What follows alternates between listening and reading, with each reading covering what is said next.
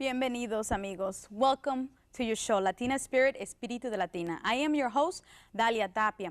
Before I introduce the topic for today, I will recommend some films out for you to check out. First, Bowling for Columbine. I highly recommend that film. Everyone should go see it. That film should be in high schools all over. It should be seen by every person living in the United States.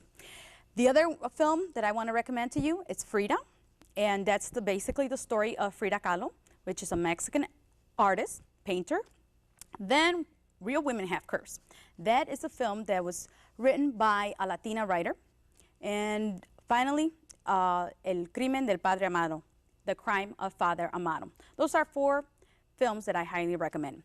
With that said, let me introduce the topic, making Latino movies. And for today, we have my guest is Tadeo Garcia. And Tadeo Garcia, he's a senior at Columbia College. And Tadeo, why don't you tell us a little bit about yourself and then introduce us the 2 other guests. Okay. My name is Tadeo Garcia, and I'm a senior at Columbia College.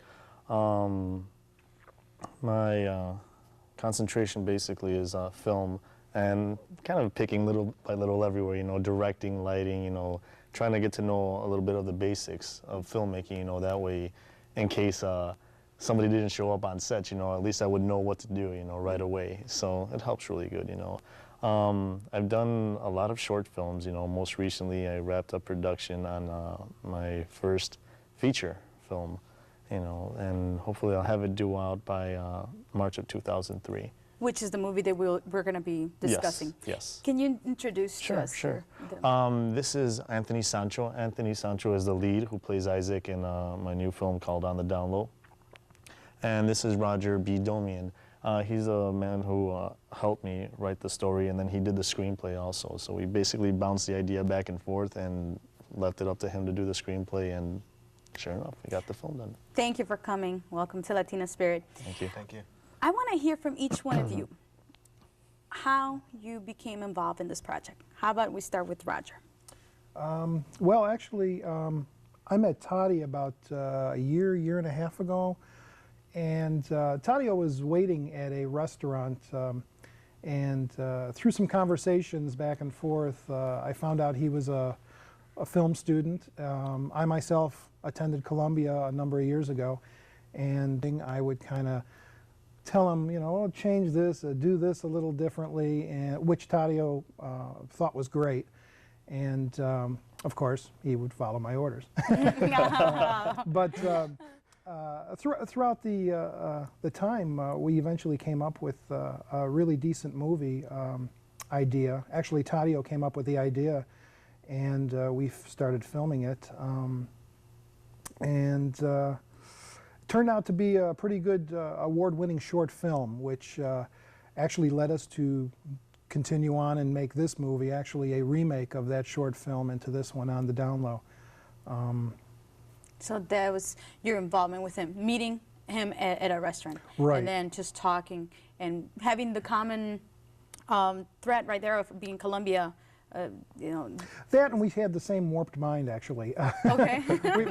we started out actually talking about some very strange ideas for films.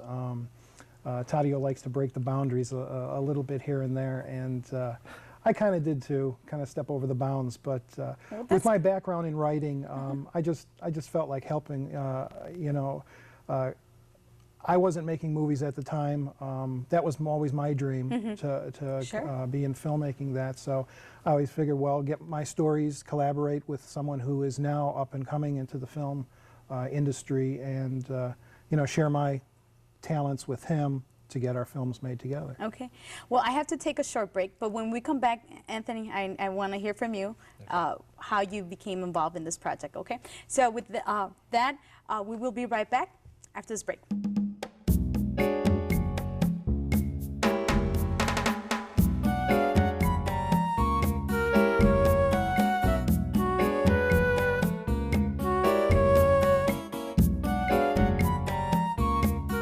Welcome back to your show, Latina Spirit, Espíritu Latina. We were about to ask Anthony your involvement, rather how you became involved with this project. Actually, the way I became involved with the project was through the audition process. I can't remember exactly what I was doing or where I was, but I got a phone call from Downlow and asking me if I would like to come in to audition for the film. And, well, of course, you know, I said yes. And just, you know, he just asked for a couple audition pieces. I came in, did the audition, and which I felt really good about. And then afterward, we sat down and we talked for a little while about the project, just a little bit. He asked me how I felt about film and about you know, acting, as well as what we talked a lot about what it was to be in a film that has some very strong content, as well as what it's like to be a Latino doing a film, especially a film of this nature. And we had this long, great conversation, and that was basically it. That started the ball rolling. So, Tadeo, the title of the film, what is it? On the Downlow. On the Downlow. Okay, who selected the title and how did it become? I mean, to be on the Downlow. Well, was that the original title for the first one? No, actually it wasn't. What was the first one? I think it was the original Split Decisions, Split right? Decisions was the original title. Tadeo came up with On the Downlow, basically due to the actual story aspect of the two gang members basically hiding a secret and keeping it on the down low. Yeah. Okay. So that's basically the way we came up with it, you know. Okay, so hiding a secret within a gang involvement, within a gang, yes. Right? Okay, all right. So can we talk a little bit about the behind the scenes? Okay. And you brought some footage? Yes, I did. Okay, so we want to roll some of that footage and talk a little bit about that process. Okay. Okay, so we talked about how everybody became involved and now the project. Okay. Well, basically, you know, the number one thing always in film is that it's one of the biggest collaborative art forms ever, you know. It takes many people to work on the set, you know, from like the director to the camera person, even up to the production assistant to the craft service, you know. I mean, it's every single little person there that makes a difference, you know. I mean, nobody is like less important than anyone else, you know. Always making sure we're always rolling on time as well, you know. Guys want to add anything to that? Well, Tadeo always said that the filmmaking process, at least on his films, was a family process, that the final project is everybody's final project, as opposed to some of the Hollywood films where once the film is done, it's just given off to the editor, it's given off to the studio, and they take control of the thing, change it, mold it to the way they want. We, as a company, are established Iconoclast Films, wanted to make everything a family. We wanted everybody to have a piece of the film, everybody have a say to the film. On the set, it was very open to certain suggestions, changes in the dialogue to make it comfortable for certain actors. Yeah, and I found that to be absolutely true. I mean, I've done only just a few like short films, but this is the first experience that I've had in which that has absolutely been true. Where I mean, from the very first time I met Tadeo, that was the first thing that he said that I remember, that he wanted it to be a collaborative thing. He wanted it to be a very you know, like a family working together, and that's what it's come out to be. I mean, I would have never expected to have received a phone call to see when the raw footage came in and when the rough cut has been complete, and so on and so forth, and asking the opinion of the actors as well of what our points of view are on the film, and people outside as well. But that's very true. Yeah. Actually, that is my next question. How did it help you as an actor, or what direction did it take you? Well, I think as an actor, I mean, I've always had an appreciation for film, but it's really helped me to have a better understanding of film and what a filmmaker really looks for and looks at when it comes to the process of filmmaking. like just from little things to making sure that the footage, you know, watching the color on the footage, making sure that there aren't these random things happening on screen that would take you away from the focus of what's happening in the scene, to watching him take the raw footage, put it into, you know, a rough piece, and seeing how all of that footage is slowly being condensed and refined into the finished product. Okay. Now, Tadeo, where'd that strategy come from? The strategy of Of having everyone working together. Well, basically, you know, and the last thing I want to do is just keep everything in control. Yes, you really do need control on the set, you know. But I mean, having everyone's opinion, you know, it's almost like having your test audience right there, you know, right then and there on the set, you know, as the project is developing over and over again, you know. And I've always found that to be so much more, it just helps the picture more, always, you know. As far as the acting goes, the art direction goes, you know. It's always just such a great idea just to have everyone else's opinion, you know. Because like Roger states, you know, it's everyone's project, you know. It's not just mine, you know. Right. It's everyone's, you know. And we're working together to make this piece of art, so I mean, why not have your opinions on there, you know? Right. And actually the director from Frida, she actually was very much like in that mentality. I welcomed everyone's opinion because everyone's opinion made the film better, and, or I felt, you know, that was her way of dealing with the scenario. And let's go ahead and go back a little bit on to the process of the script. We touched a little bit upon that, but the script, how did it develop? Did it have changes throughout? Yes, it did. Actually, we were working with the skeleton of the original short film, which I mentioned earlier. I basically wanted to expand that story. We wanted to, at one of the award ceremonies that Tadeo attended, they told him that they liked the characters, they liked the story, they wanted to see more of them. They wanted to see where they lived, what they were living arrangements were. So we expanded that to what it is now, trying to add little idiosyncrasies, little things that they have to deal with in their life around this small story that they're dealing with. I would basically write a couple scenes, mail them to Toddy, and he would either approve them, tell me what needs to be changed, this and that. It was an interesting process. It was a lot of fun. There are certain things that I've learned while doing it. But yes, on the set there were some things that changed. And was there any input? I have to take a short break right now. You know what? Why don't I do that? Why don't I take a short break? But let me pose the question. Was there any input of the actors in the script as you were rolling? Was there any input? So we'll come back and answer that question after the break. Stay tuned.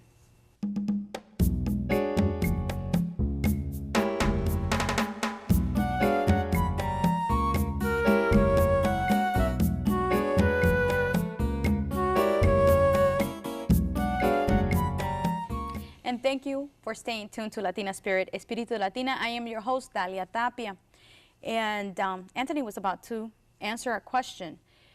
Was your input welcomed in the process of, coming from an actor's point of view? Right. Was it welcomed, and how did it help you or affect you? Well, from the very first rehearsal that Michael Cortez, one of the other leads also in the film, as well as myself, one of the first rehearsals that we had with Tadeo at the very, very beginning of the process, at least from my point of view. It started way before that. But yeah, from the very beginning, he was very open and welcoming to the fact that if there's anything that felt unnatural, if there was anything that felt somewhat awkward in which the character might, how the character might approach the line, or if anything like that, he was always open to us making suggestions or having any changes, so long as we know we made sure to clear it with him beforehand, so that we did to help with consistency of the filming.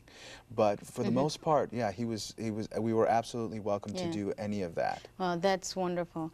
And I believe we have a short little clip that is behind the scenes as well to show our audience what is it like in behind the scenes. Is the clip ready? Camera, speed.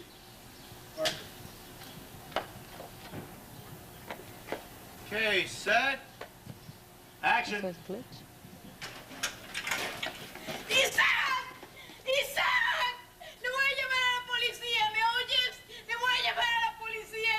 ¡Isaac! ¡Isaac! ¡Yo quiero salvarte! ¡Hijo, por favor, déjame ayudarte! ¡Isaac! Cut. So basically, tell us what was going on in there. Well, basically, this is one of the key moments where we see what Isaac's life is really like at home, you know, what kind of an atmosphere he lives in, you know. Obviously, he lives somewhat under a strict, controlling environment, you know, and he's the one who wants to break away from this. He has a conflict with his mother, you know, wants him there for the 4th of July party that they're about to have. And he's just like, no, you know, something comes up, you know, he needs to go meet Reaper, the leader of the gang. And so he just decides to take off. Unfortunately, you know, he also takes a gun with him, you know, because something might go down, you know, you never know.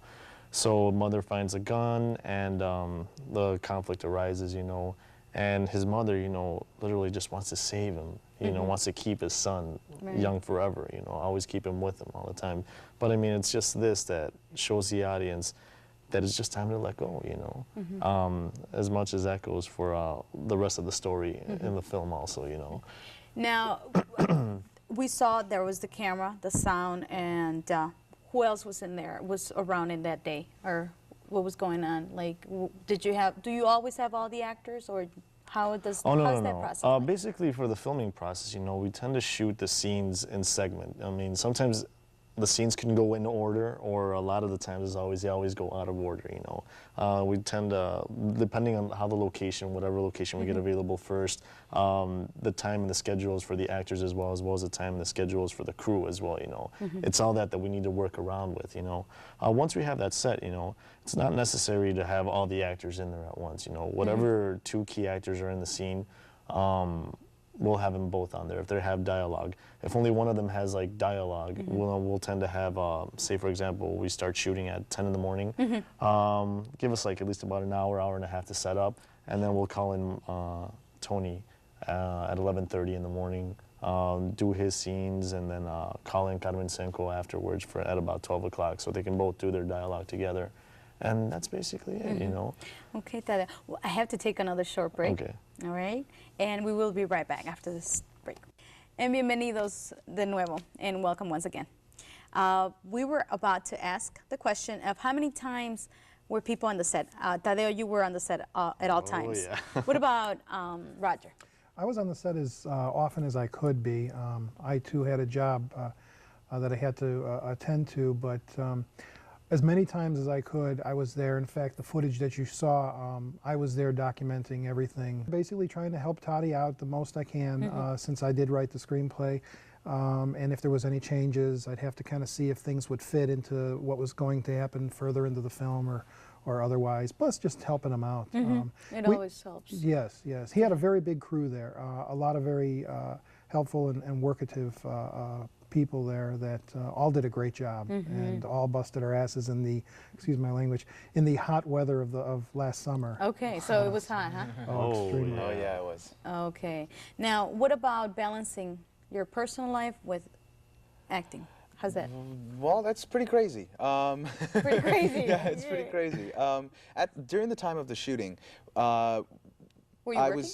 I had a day job, in which, you know, I was basically, luckily it was still part-time, but I was working like mostly in the afternoons. But very lucky again because I was working with fellow actors, so they were very understanding if I had to, you know, I could only come in so many days during the week. But it was somewhat hectic. Luckily, most of the shooting happened during the weekends. So we were shooting on the weekends and then maybe 1 or 2 days during the week. And I was pretty much there for almost every shoot. So that was pretty crazy, and that's the first time I ever had to experience that. So it was. Had you ever been in a film that is basically feature? No. No. No. This is my first. This is the first time. Okay. The longest film that I've done in the past was 10 minutes. 10 minutes, and this was feature. Do you think that it's possible that Chicago could be also a place for film productions? Oh yeah, it has so much potential. Tell I mean, us. Chicago is just incredible. I mean, we have everything here. Every single neighborhood. I mean, just the setting of the city itself. You know, everywhere you look. You know, I mean, walking down the street or driving. You know, it's just like, wow, that location would make a great set for like a scene. You know, I just don't know what it would be. Right. But I mean, it would be a really great location for something. You know. Chicago's a beautiful city to Right. film in, and there's a lot of professional films that actually shot here, and be nice to see a lot more. A lot more. And there are definitely enough actors who would be anxious Oh, and yes. willing. So, what would it take to make this happen? Meaning, Hollywood has done it, right? All these years has controlled the industry. What would it take for Chicago to basically come out and say, you know what, Hollywood, here we are, and we're standing up for ourselves and saying we can also make films here in Chicago. I think independent film has already done that. I think there's been a number of independent films filmed here in Chicago, and I think they're going to continue. And you know, as long as there's films being made, the artwork is getting out. Hollywood will see that and be like, okay, you know, Chicago, why not? Let's just give it a try again instead of going to Canada and filming whatever setting is supposed to be taking Right. place in Chicago out And there. taking it you out know? to Canada. Yeah, you know, which is kind of like a real bummer for that, you know, that's happening. You know. Exactly. So, do you predict that could happen? I'm seeing that it will, you know. I'm pretty sure Hollywood will get tired of Canada, you know, and just come back down over here, you know. And what like about it the was before. involvement of Latinos within the film industry here in Chicago? Do you think it's essential? I think so. I mentioned to Toddy at the auditions we had for this film that I was just amazed at the Latino talent that showed up, and it's just a shame that there aren't more jobs for Latino actors. Well, I want to say thank you very much for coming. But before we leave the show, Tadeo, you have the trailer for us, Yes, right? I do. Okay, you want to present your film? You want to say the name of your film and present it out there? Yeah, sure, no problem. Okay. All right, well, this is my first feature film on the Downlow, you know. Hopefully you guys will go check it out, you know. You're in for a lot of surprises in it also, you know. So, I mean, you can ask Definitely. Tony and Roger, you know, help me write it. Michael, who I wish was here, you know. I mean, and all the cast and crew, you know. You guys are going to love the film, you know. I feel like I've done an okay job in the rough cut so far, you know. So, here's the trailer.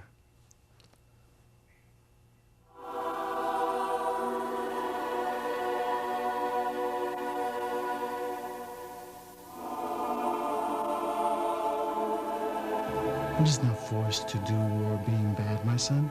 One decides for himself what he will and will not do.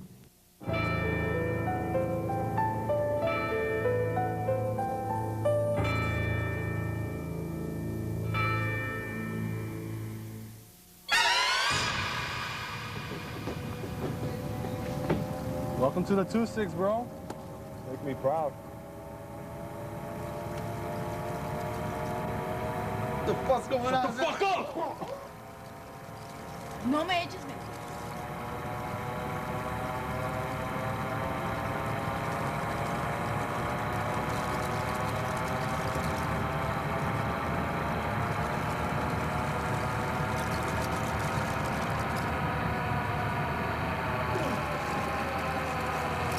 Hey, I deal with it, so can you. Besides, we got other shit to worry about.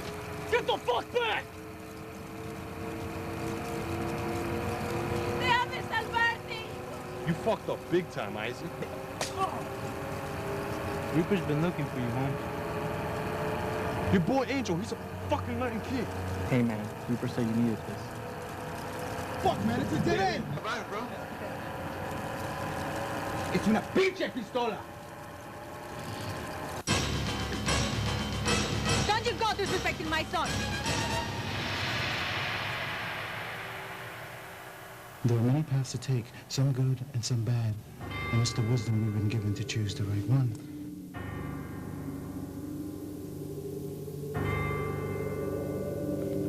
You and me, man, forever, man.